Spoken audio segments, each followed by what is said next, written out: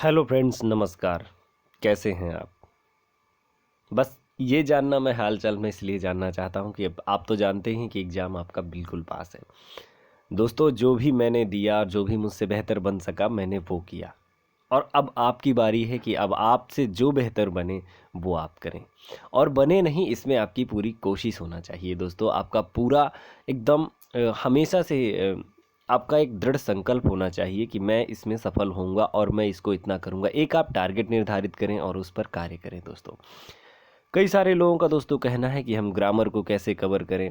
तो दोस्तों, ग्रामर के बारे में एक छोटी सी बात कहूँगा कि जो आपको आता है एक्चुअली में उन सारे को कवर करने की कोशिश करें। लिटरेचर का पार्ट दोस्तों ज़्यादा होगा और ग्रामर का पार्ट कम ही होगा।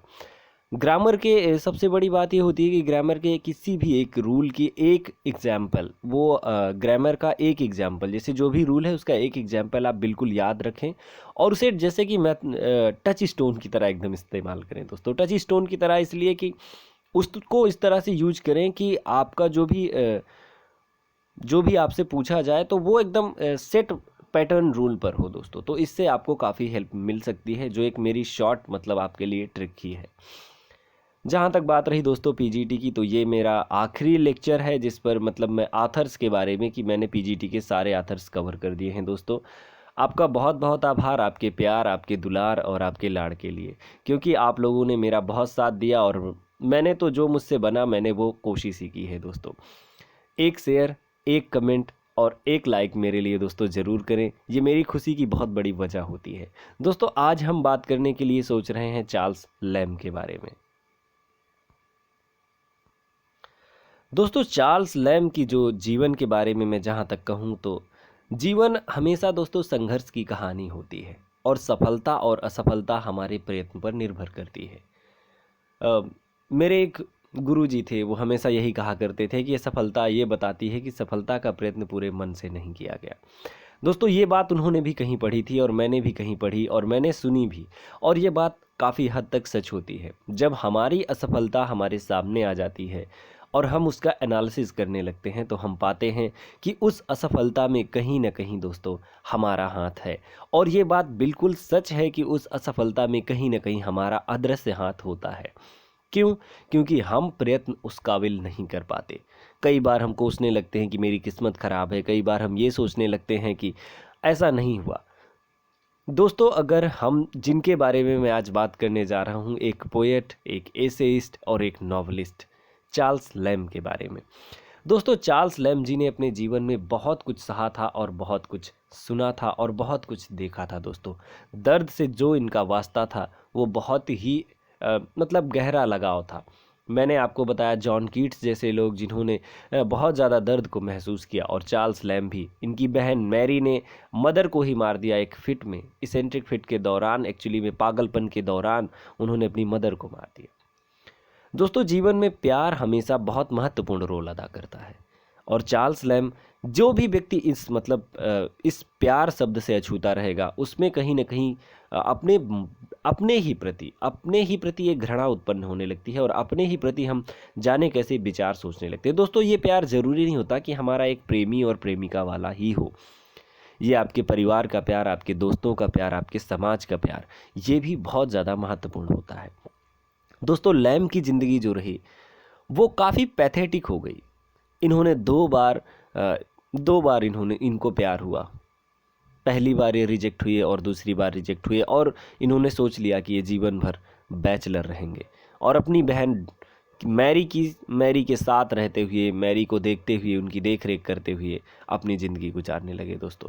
तो दोस्तों, आज मैं ये जो बात करूँगा ये एक बहुत ही मासूम से व्यक्ति, चार्ल्स लैम्ब, बहुत ही मासूम व्यक्तित्व के धनी व्यक्ति हैं ये। और इन्होंने एक्चुअली में जो भी राइटिंग की, अपना खुद का रिफ्लेक्शन दिखाया, अपनी खुद की कुछ कंडीशंस को दिखाई और सामाजिक कंडीशंस को भी इन्होंने डिपिक्ट करने की कोशिश की दोस्तों। तो चलिए हम शुरू कर लेते हैं चार्ल्स लैम्ब जी के बारे में, उनकी लाइफ, डेथ, इंपॉर्टेंट क्वेश्चंस जो उन पर बनते हैं दोस्तों। दोस्तों, जब चार्ल्स लैम्ब जी की बात आती है तो वो पैदा हुए थे 1775 में। 10 फरवरी 1775 को दोस्तों इनका जन्म हुआ था और ये पैदा हुए थे दोस्तों inner temple city of London, United kingdom में ये पैदा हुए दोस्तों। और इनके जो फादर थे जॉन लैम और एलिजाबेथ फील्ड। जॉन लैम जो थे दोस्तों और एलिजाबेथ फील्ड ये इनके फादर और मदर थे। और 1782 में दोस्तों लैम एक इनरोल्ड हुए क्राइस्ट हॉस्पिटल में। ये जो क्राइस्ट हॉस्पिटल का यहाँ पर दोस्तों जिक्र आ रहा है, ये क्राइस्ट हॉस्पिटल वही है, सॉरी दोस्तों मैंने गलत जगह पर टिक किया, लेकिन ये जो क्राइस्ट हॉस्पिटल जिसका मैं जिक्र कर रहा हूँ, ये क्राइस्ट हॉस्पिटल स्कूल है, ये कोई हॉस्पिटल नहीं है। और यहाँ पर ये पढ़े और फ्रेंड बन गए थे दोस्तों एसटी कॉलरिज के। दोस्तों जो इनके फादर थे मिस्टर लैम, तो वो एक्चुअली में एक बैरिस्टर के यहाँ पर दोस्तों कार्य करते थे। और इनकी जो मदर थी तो इनका जिक्र आपको ये भी देखने को मिलता है। ये जो मदर थी इनकी एलिजाबेथ फील्ड, तो वो डॉटर थी ग्रेट ग्रैंड मदर फील्ड, जिनका नाम था फील्ड नाम ही था उनका भी। तो ये उनकी डॉटर थी दोस्तों। और सबसे बड़ी बात ये थी कि ये काफ़ी अच्छी फैमिली से एक्चुअली में बिलोंग करती थी। और इनका जो जिक्र मिलता है वो ड्रीम चिल्ड्रन और रेवरी में इन्होंने उनको पोर्ट्रेट करने की दोस्तों कोशिश की है। He made with college in Christ hospital, मैंने आपको बताया ही कि जो चार्ल्स लैम जी की मुलाकात हुई थी वो क्राइस्ट हॉस्पिटल में ही वो मिले थे सैमुअल टेलर कॉलेज से दोस्तों। और वहाँ पर ये दोनों एक दूसरे के बहुत घनिष्ठ मित्र हो गए थे। 1782 का ये टाइम था जब ये क्राइस्ट हॉस्पिटल में हुए थे। और वहाँ पर ये चैरिटी स्कूल था, एक बोर्डिंग स्कूल टाइप था ये जो क्राइस्ट हॉस्पिटल है दोस्तों। लैम दोस्तों जो है Lamb is known as English poet, essayist and critic. मैंने बताया आपको कि लैम को जो है इंग्लिश पोएट, क्योंकि इन्होंने जो अपना कैरियर शुरुआत किया था वो पोएट के रूप में शुरुआत किया था। और एसेज तो इन्होंने लिखे ही, आप जानते हैं, क्योंकि प्रिंस ऑफ इंग्लिश एसेज कहे जाते हैं। और इन्होंने कुछ क्रिटिकल वर्क्स भी लिखे। जो क्रिटिकल वर्क्स हैं दोस्तों तो इनसे इन्हें एक क्रिटिक के रूप में दोस्तों देखा जाने लगा। तो इस तरीके से इनके जो वर्क रहे थे 3 कैटेगरीज में रहे, एक एसिस्ट के रूप में, एक पोएट के रूप में और एक क्रिटिक के रूप में दोस्तों। लैम जो थे तो दोस्तों ये इनके एक्चुअली में 3 भाई बहन थे, जिसमें से 2 भाई और 1 बहन थे। तो जो मैरी और जॉन, इनके एक भाई थे जॉन और मैरी इनकी बहन थी। और ये खुद यानी ये सबसे यंगेस्ट थे, छोटे थे सबसे ये। 1791 में इन्होंने जो है साउथ सी हाउस में जो इनका था क्लर्क के रूप में, इन्होंने दोस्तों 1791 में साउथ सी हाउस में इन्होंने क्लर्क के रूप में एक ज्वाइनिंग ली। और 1792 में वो अकाउंटेंट बन गए दोस्तों। कहाँ के? ब्रिटिश ईस्ट इंडिया कंपनी का जो साउथ सी हाउस था ब्रिटिश ईस्ट इंडिया कंपनी के लिए, उसमें दोस्तों ये इन्होंने अकाउंटेंट के रूप में भी कार्य किया। 1792 आया। 1792 में दोस्तों इनको प्यार हुआ एन साइमन से। जैसे मैंने बताया कि उनका एक बड़ी बदकिस्मती रही कि वो हमेशा प्यार में फेल हुए। तो 1792 में दोस्तों एन साइमन से इन्हें लव हुआ, लेकिन एन साइमन्स ने इनके लव प्रपोजल को रिजेक्ट किया। और रिजेक्ट करने के बाद एन साइमन्स ने जो है शादी की थी बार्ट्रम से। और बार्ट्रम से शादी करने के बाद वो एक्चुअली में जब उन्होंने बार्ट्रम से शादी कर ली तो लैम तो वैसे भी पहले ही रिजेक्टेड थे और बाद में तो उन्हें और थोड़ा सा दुख महसूस हुआ। बात ये रही दोस्तों कि एक्चुअली में जो एन साइमन्स जो रहीं तो इनका जिक्र इन्होंने किया है अपने जो है एसेज में, इन्होंने जिक्र करने की इनकी कोशिश भी की है। 1796 में दोस्तों उनकी जो बहन मैरी थी तो उन्होंने अपनी मदर को ही फिट ऑफ मैडनेस के दौरान उन्होंने उनको मार दिया था। जब उन्होंने उनको मार दिया तो ये उनको साइकियाट्रिक के पास ले गए और 5-6 वीक तक लगभग उनको हॉस्पिटल में रखा ताकि उनकी मेंटल कंडीशन जो है कुछ सुधरे। और इस तरीके से ये सफरिंग करते रहे दोस्तों। 1819 में जब लैम 44 साल के थे तब फिर एक बार इनको फिर से प्यार हो गया। और इस बार हुआ था फैनी केली से। ये एक एक्ट्रेस थी दोस्तों। जो फैनी केली थी वो एक एक्ट्रेस थी और 1819 में जो है इनको फिर से एक बार प्यार हो गया, लेकिन फैनी केली ने भी इनका प्रपोजल रिफ्यूज कर दिया, रिजेक्ट कर दिया दोस्तों। तो ऐसे करके मतलब इनके 1-2 बार रिजेक्शन हो गए। इनको जो एक्चुअली में जो ये चाहते थे लोगों से कि उनकी सहानुभूति मिले, उनका प्यार मिले, और इन्होंने जिनको पसंद किया उन्होंने ही इनको रिजेक्ट कर दिया दोस्तों। और उनकी दोस्तों इस तरह डेथ हो गई 27 दिसंबर 1934 को ईस्टमन लंदन जो है यूके में इनकी डेथ हो गई। एडमंड लंदन में दोस्तों 27 दिसंबर 1834 को इन्होंने अपनी अंतिम सांसें ली। आते हैं दोस्तों कुछ और आगे के पॉइंट्स पर। अगर बात करें हम उनके, तो इलिया ऑन द ओल्ड बेंच। दोस्तों इनका एक जो इनके फादर थे, तो उनके अपने फादर का इन्होंने जो डिपिक्शन किया हुआ है, इनके फादर का नाम था जॉन लैम, और जॉन लैम का जो इन्होंने डिपिक्शन किया हुआ है, तो ये एक इनका जो है एक ऐसे है दोस्तों, लॉवेल नाम से दोस्तों अपने फादर को इन्होंने इलिया ऑन दी ओल्ड बेंच में इन्होंने अपने फादर को लॉवेल नाम से डिपिक्ट किया हुआ है। और ड्रीम चिल्ड्रन रेवरी में दोस्तों उन्होंने ड्रीम चिल्ड्रन रेवरी में जो है कजिन ब्रिडगेट यानी कि मैरी को, अपनी जो इनकी बहन थी मैरी, उसका इन्होंने जो है डिपिक्शन किया हुआ है। दोस्तों मैं इसलिए ये मैंने बताया क्योंकि ये एग्जाम पॉइंट बन जाते हैं कि अपने फादर का जिक्र उन्होंने किस अपने ऐसे में किया, तो इलिया ऑन दी ओल्ड बेंचेस में उन्होंने किया। और अपनी जो सिस्टर है उनकी मैरी, तो उन्होंने मैरी का जो जिक्र किया है वो ड्रीम चिल्ड्रन रेवरी में किया है दोस्तों। अगला जो पॉइंट है हमारा, Mr Charles Lamb of the India House. दोस्तों जो Mr Charles Lamb of India House, ये लैम का जो है पहला पब्लिकेशन था जो आया था कॉलेज की poem on the various subject 1796 में जो पब्लिश हुआ था। ये poems on the various subject में ही चार्ल्स लैम ने 4 सोनेट्स जो है अपनी दी थी दोस्तों। ये 4 सोनेट उन्होंने दी थी, तो इनको पब्लिश किया गया था Mr Charles Lamb of the India House. Lamb को ये उनका जो है पहला एक फर्स्ट पब्लिकेशन था जो कॉलेज ने किया था दोस्तों। अगला पॉइंट ये है, Lamb and Mary met with a young girl. Lamb और मैरी जो है दोनों, लैम मतलब चार्ल्स लैम और मैरी इनकी बहन, ये दोनों लोग मिले एक लड़की से जिसका नाम था एमा इsola। और एमा इsola से ये 1820 में मिले थे दोस्तों। फिर इनके फादर की आफ्टर डेथ, जब इनके फादर की डेथ हो गई, तो उसके बाद चार्ल्स लैम जी ने उसको अडाप्ट कर लिया था। 1923 में उसको अडाप्ट कर लिया था एमा इsola को। यही दोस्तों इनकी मतलब यही अडॉप्टेड इनकी बच्ची रही। और बाकी तो इनके मैंने बताया कि जब मैरिज ही नहीं हुई इनकी, बैचलर रहे, तो इनका और कोई तो था नहीं, तो यही इन्होंने एमा इsola को दोस्तों अडॉप्ट कर लिया था। अगला जो पॉइंट है, essays of Iliya.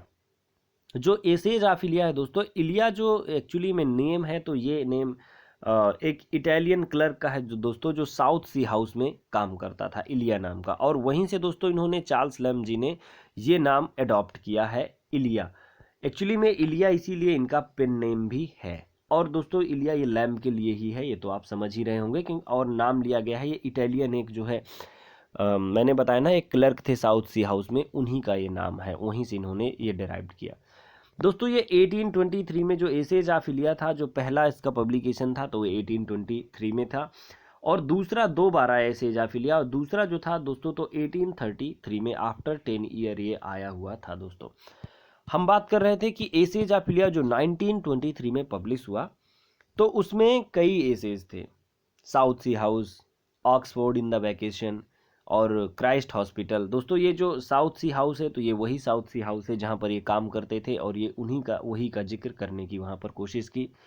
Oxford in the vacation दोस्तों, यहाँ पर जो है ऑक्सफोर्ड विजिट को, जब वो विजिट करने गए ऑक्सफोर्ड यूनिवर्सिटी को, तो ऑक्सफोर्ड में उन्होंने क्या क्या देखा अपने वैकेशन के दौरान, जो उनमें उन्होंने विजिट के दौरान जो चीज़ें देखी, तो उसको डिपिक्ट करने की कोशिश की है ऑक्सफोर्ड इन द वैकेशन में दोस्तों। और क्राइस्ट हॉस्पिटल जो है 5 and 30 ईयर एगो। दोस्तों जो ये 35 ईयर के बाद जो है ये जो डिपिक्ट कर रहे हैं, जो लिख रहे हैं ऐसे क्राइस्ट हॉस्पिटल, तो ये इनका स्कूल था जहाँ पर ये कॉलेज के इंटीमेट फ्रेंड रहे, अच्छे दोस्त बने कॉलेज के, और यहाँ पर ही इन्होंने अपनी एजुकेशन प्राप्त की थी चार्ल्स लैम जी ने। तो ये क्राइस्ट हॉस्पिटल को लगभग 35 साल बाद ये दोबारा से रिमेंबर कर रहे हैं दोस्तों। इनका एक और जो ये सारे जो मैं वर्क बता रहा हूँ आपको दोस्तों, तो ये एसेज ऑफ इलिया में ही थे जो 1823 में पब्लिश्ड हुआ था। इसमें था एक माई रिलेशंस और ड्रीम चिल्ड्रन अ रेवरी। ये हमेशा आप याद रखें कि एसेज ऑफ इलिया जो आया था 1823 में, उसी में था ये ड्रीम चिल्ड्रन अ रेवरी। और ये ड्रीम चिल्ड्रन और रेवरी जो है ये प्रॉपरली जो है दोस्तों एक ऐसा वर्क है जिसमें इन्होंने खुद मतलब पर्सनल चीज़ों के साथ इन्होंने डील करने की कोशिश की है। इन्होंने एक लड़की की, जो मैंने बताया भी आपको कि उसको गोद लिया था इन्होंने, एमा इसोला को। तो एमा इसोला को भी इसमें इन्होंने अपने चाइल्ड के रूप में, और अब इनकी जो बहन है मैरी, तो मैरी को भी दोस्तों इन्होंने मैंने बताया था कि कजिन ब्रिडगेट के रूप में उन्होंने ड्रीम ड्रीम चिल्ड्रन अरेवरी में डिपिक्ट करने की कोशिश की है। अप्रेज ऑफ चिमनी स्वीपर दोस्तों, अप्रेज ऑफ चिमनी स्वीपर में इन्होंने वर्किंग क्लास मतलब एक बच्चे की कहानी को दिखाने की कोशिश की है। और मैं बहुत ज़्यादा क्लियर नहीं हूँ, लेकिन जो प्रेज ऑफ चिमनी स्वीपर है दोस्तों, ये इनका एसेज ऑफ इलिया में ही आया हुआ था। दोस्तों अगले पॉइंट्स पर हम आते हैं और देखते हैं। Lamb began his career as a poet. कई बार ये क्वेश्चन बन जाता है दोस्तों कि जो चार्ल्स लैम थे उन्होंने अपना कैरियर की शुरुआत कैसे की थी। तो लैम ने जो अपने कैरियर की शुरुआत की थी, उन्होंने एक पोएट के रूप में उन्होंने अपने कैरियर की शुरुआत की थी। जैसे कि आपके टॉमस हार्डी ने एक पोएट के रूप में ही अपना कैरियर स्टार्ट किया था और पोएट के रूप में ही एंड किया था। ये बात कई बार पूछी जा चुकी है। और जो चार्ल्स लैम थे उन्होंने अपना जो कैरियर है पोएट के रूप में स्टार्ट किया, फिर वो नॉवलिस्ट बने, और नॉवलिस्ट के बाद दोस्तों उन्होंने एसेस भी लिखे, तो एसेइस्ट भी रहे, यानी कि इन्होंने 3 रूपों में कार्य किया। अ टेल ऑफ रोजामंड ग्रे जो इनका वर्क है दोस्तों, तो ये नॉवेला है, नॉवेल फॉर्म में है, नॉवेला है दोस्तों ये। और ये अ टेल ऑफ रोजामंड ग्रे जो है 1798 में आया था। 1798 में दोस्तों, और आपको याद होगा कि पब्लिकेशन हुआ था लिरिकल बैलेड का, जो जॉइंट कंपोजिशन था एस.टी. कॉलरिज और विलियम वर्ड्सवर्थ का, तो वो 1798 में ही आया था। और 1798 में ही अ टेल ऑफ रोजामंड ग्रे और ओल्ड ब्लाइंड मार्गरेट, ये दोनों जो ए टेल ऑफ रोजामंड ग्रे है 1798 में आया था दोस्तों। तो ये एक्चुअली में एक नॉवेला है, नॉवेल का फॉर्म है, नॉवेला यानी कि छोटा। और ओल्ड ब्लाइंड मार्गेट ये एक नॉवेल है दोस्तों। तो यानी कि कुल मिलाकर के इनके ये 2 नॉवेल आए हुए थे, पब्लिश्ड हुए थे। अगला पॉइंट है दोस्तों कि Lamb is a personal essayist because of her subjectivity. दोस्तों जो लैम है वो एक पर्सनल एसेइस्ट है। क्यों? क्योंकि उन्होंने जो सब्जेक्टिविटी के साथ डील किया है, इनके जो वर्क है वो सब्जेक्टिविटी के साथ डील होते हैं, इसीलिए इनको पर्सनल एसेइस्ट के रूप में जाना जाता है। इनके जो कुछ मेजर वर्क हैं उन पर दोस्तों हम फोकस कर लें। यहाँ से आपके क्वेश्चंस बनते हैं कि मेजर वर्क्स में कौन सा कैरेक्टर है, किस फॉर्म में लिखा हुआ है दोस्तों। तो दी ओल्ड फैमिलियर फेसेस, ये 1798 में आया था। और आपका अ टेल ऑफ रोजामंड ग्रे जो भी है वो भी आया हुआ था 1798 में। और ये जो ओल्ड फैमिलियर फेसेस हैं दोस्तों, तो ये एक पोएम है, ब्लैंक वर्स में लिखी हुई है। और इसमें उन्होंने अपनी मदर के डेथ के बारे में बात की है दोस्तों। एक्चुअली में ये जो सब्जेक्ट है इसका इनकी मदर की डेथ है दोस्तों। ये ओल्ड फैमिलियर फेसेस है, एक बार फिर से देखें आप कि ओल्ड फैमिलियर फेसेस जो है ये एक पोएम है, ब्लैंक वर्स में लिखी गई है। और इसमें दोस्तों इन्होंने अपनी मदर का जिक्र किया है और पब्लिश्ड हुई थी 1798 में। अगला पॉइंट है जो दोस्तों वो ये है कि वुडविल जॉन वुडविल, इनका एक वर्क है, पोएटिक ड्रामा है दोस्तों। जो जॉन वुडविल, ये पोएटिक ड्रामा है और ये 1802 में आया था। पोएटिक ड्रामा है दोस्तों जॉन वुडविल, और ये 1802 में आया था। ये एक ट्रेजेडी है, सबसे बड़ी बात। और इसमें एक्ट कितने हैं? ये एक 5 एक्ट प्ले है दोस्तों। जॉन वुडविल 5 एक्ट प्ले है और यह एक ट्रेजेडी है, 1802 में पब्लिश्ड हुआ था, और 5 इसमें एक्ट हैं। और ये जो इसमें इन्होंने यूज किया है, तो उन्होंने शेक्सपियरियन ब्लैंक वर्स को यूज किया है राइटिंग में, लिखने में। इसको इन्होंने शेक्सपियरियन ब्लैंक वर्स का यूज किया है। और जॉन वुडविल जो है दोस्तों, ये ऑटोबायोग्राफिकल वर्क है। और इसमें जो सबसे बड़ी बात है, तो इन्होंने जॉन वुडविल में प्राइड स्क्योर के साथ दोस्तों ये डील होता है। तो आपको बिल्कुल ये पॉइंट क्लियर होना चाहिए कि जॉन वुडविल 1802 में पब्लिश हुआ था। ये एक पोएटिक ड्रामा है और ये ट्रेजेडी है जो 5 एक्ट में था, और इसको शेक्सपियरियन ब्लैंक वर्स में ऑटोबायोग्राफिकल जो है टच के साथ आपके चार्ल्स लैम ने लिखा था दोस्तों। अगला पॉइंट जो है दोस्तों वो है हेस्टर का। हेस्टर दोस्तों इनका एक वर्क है, ये हेस्टर एक इनकी ये पोएम है, 1803 में आई थी। जॉन वुडविल 1802 में, और 1803 में हेस्टर इनकी पोएम आई। और हेस्टर सॉबरी नाम का इसमें एक दोस्तों कैरेक्टर है, he was in love with her. वो बताता है कि मतलब हेस्टर सॉबरी से वो प्यार करता है। एक हेस्टर सॉबरी नाम की एक जो है लड़की है, उसका इसमें डिपिक्शन है। लेकिन जो हेस्टर सॉबरी है वो मैरिड, उसकी शादी हो जाती है और वो जल्दी से उसकी डेथ भी हो जाती है दोस्तों। ऐसा डिपिक्शन है आपके हेस्टर में जो 1803 में आया था ये वर्क दोस्तों इनका। अगला पॉइंट है दोस्तों टेल्स फ्रॉम शेक्सपियर। काफ़ी इंपॉर्टेंट वर्क है ये इनका, टेल्स फ्रॉम शेक्सपियर। जो टेल्स फ्रॉम शेक्सपियर है एक्चुअली में दोस्तों ये 1811 में आया था। याद रखें आप इसको कि 1811 में पब्लिश्ड हुआ था आपका टेल्स फ्रॉम शेक्सपियर। और ये एक चिल्ड्रन बुक है दोस्तों। ये जो टेल्स फ्रॉम शेक्सपियर है ये चिल्ड्रन बुक है, और इसमें जो है शेक्सपियर के जो ड्रामाज हैं, शेक्सपियर की जो ट्रेजेडीज हैं और शेक्सपियर की जो कॉमेडीज हैं उनको इसमें लाया गया है। टेल्स फ्रॉम शेक्सपियर जो है चार्ल्स लैम और मैरी लैम का दोनों का एक जैसे कहते हैं ना कि कंपोजिट वर्क है। इन्होंने दोनों ने मिल करके इसको लिखा, और इसमें जो कॉमेडीज का सेक्शन है वो इनकी बहन मैरी ने डील किया, और जो ट्रेजेडीज का सेक्शन है दोस्तों तो ट्रेजेडीज के सेक्शन को चार्ल्स लैम ने खुद डील किया। इसमें 14 कॉमेडीज हैं और 6 ट्रेजेडीज को इसमें शामिल किया गया है दोस्तों।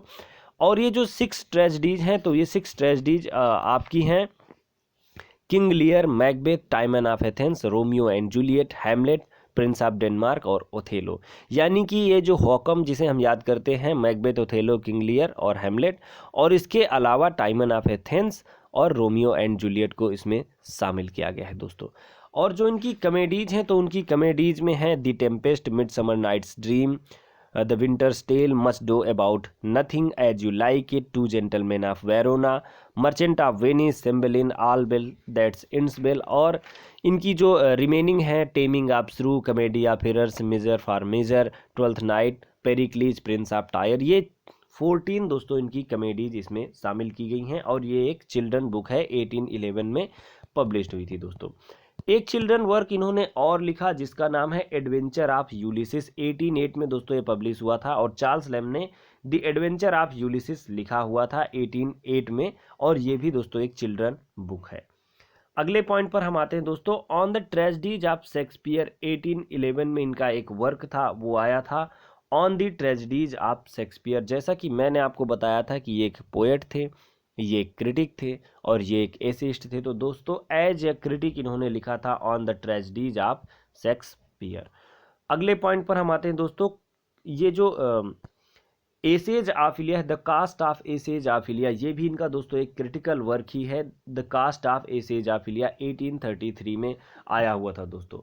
जो चार्ल्स लैम ने, मैं आपको बता चुका हूं पहले भी कि चार्ल्स लैम ने सूडोनेम जो था इनका सूडोनेम के अंतर्गत लिखा। ये सूडोनेम दोस्तों इन्होंने इलिया इलिया लिया था। इनका इलिया दोस्तों इनका सूडोनेम है, और ये जो है जो इलिया नाम से लिखते थे तो ये इन्होंने लंदन मैगजीन थी उसमें इलिया नाम से दोस्तों इन्होंने लिखा था। और ये जो इलिया नाम लिया था तो साउथ सी हाउस में एक इटालियन क्लर्क था, उसके नाम को इन्होंने अपने नाम के रूप में अडॉप्ट किया था। ही बोरोड द नेम इलिया, अगला पॉइंट है ही दोस्तों, इसको देख लें कि he borrowed the name Elia from an Italian old clerk in South Sea House. South Sea House में एक ओल्ड इटालियन क्लर्क था, उसके नाम से ही इन्होंने इलिया को डिराइव्ड किया था दोस्तों इनकी जो कुछ पोएम्स थी, पोएम्स के बारे में जान लेते हैं। तो पोएम्स जो इनकी महत्वपूर्ण पोएम्स थी उनमें है beauty and the beast. Beauty and beast एक इनकी पोएम है। दूसरी पोएम है अफेयर बेल टू टोबैको। 1805 में आई थी इनकी ये poem a farewell to tobacco. और Satan in search of a wife, ये भी इनकी एक पोएम है दोस्तों। तो इनकी 3 ये पोएम्स मैंने आपको दिखाई, काफ़ी महत्वपूर्ण है। और जो मोस्ट लवेबल फिगर इनकी जो है था the most lovable figure in English literature. दोस्तों ऐसा कहा गया है कि ईवी लुकस ने कहा इनके बारे में कि जो चार्ल्स लैम थे वो बहुत ही ज़्यादा लवेबल फिगर थे इंग्लिश लिटरेचर में, इंग्लिश साहित्य में। चार्ल्स लैम को जो है ईवी लुकस ने, एडवर्ड वेरल लुकस ने जो है कहा कि ये बहुत ही ज़्यादा लवेबल फिगर थे इंग्लिश लिटरेचर में दोस्तों। ये इनके लिए एक कमेंट था। और जेंटल हार्टेड चार्ल्स, ये पूछा गया क्वेश्चन है दोस्तों कि जो जेंटल हार्टेड चार्ल्स, ये कॉलरिज ने अपनी एक पोएम में जो है ये यूज किया था वर्ड की जेंटल हार्टेड चार्ल्स, ये चार्ल्स लैम के लिए। ये पूछ लिया जाता है दोस्तों कि ये कमेंट किसने किया था, तो ये कमेंट एसटी कॉलरिज ने किया था।